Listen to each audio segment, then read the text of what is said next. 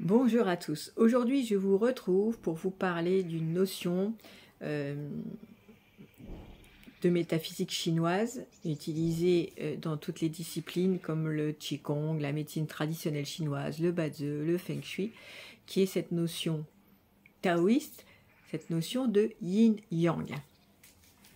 Pourquoi je vous parle de ça? Parce que je trouve que cette notion est très mal utilisée, à mauvais escient, et en fait, quand je vois dans certains articles, conférences, comment cette notion est utilisée, eh bien, on est loin des bases de ce concept yin-yang. Qu'est-ce que je veux dire par là? Prenons des exemples. Tout le monde est d'accord pour dire que le soleil est yang. Eh bien, c'est faux, le soleil n'est pas yang, le soleil est yin-yang. Je suis yin-yang, vous qui me regardez êtes yin-yang. La fourmi qui est à vos pieds est yin-yang. La lune est yin-yang aussi. Mon corps est yin-yang. Et par exemple, une partie de mon organisme, par exemple mon cœur, on le sait très bien en médecine chinoise, le cœur est yin-yang. Quand on sépare le yin et le yang, ça veut dire qu'on établit une comparaison. C'est la première chose. Si je dis ceci est yin, ça veut dire que je le compare à autre chose qui va être yang. Ensuite, quelle est la référence, l'item, le critère de cette comparaison? Qu'est-ce que ça peut être?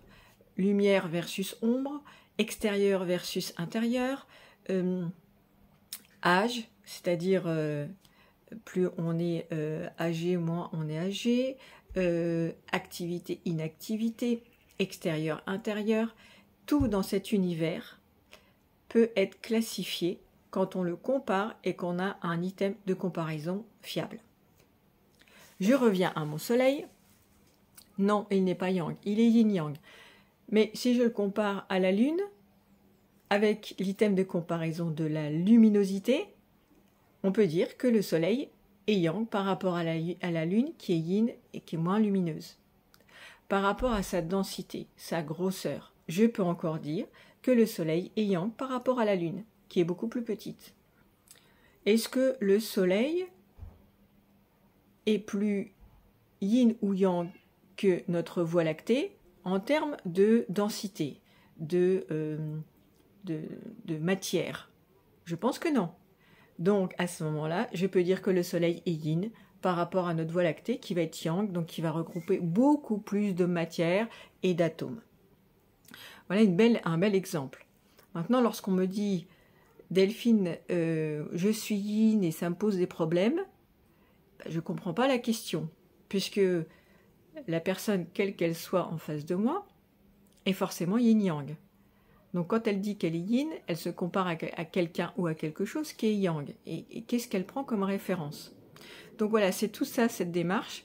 Ne jamais simplifier quelque chose qui est complexe et subtil et qui nous vient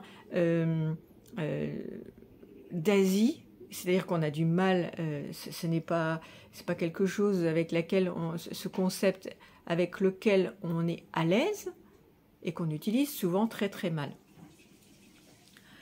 Maintenant, je vais vous prendre un autre exemple. On va revenir en vacances.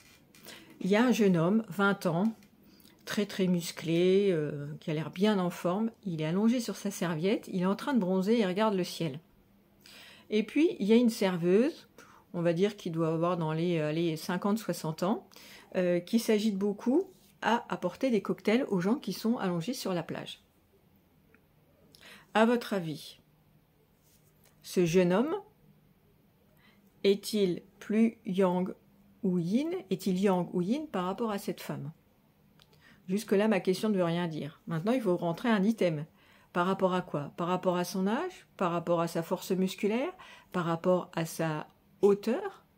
C'est-à-dire, est-ce que cet homme est plus grand que cette femme? Ou par rapport à son activité?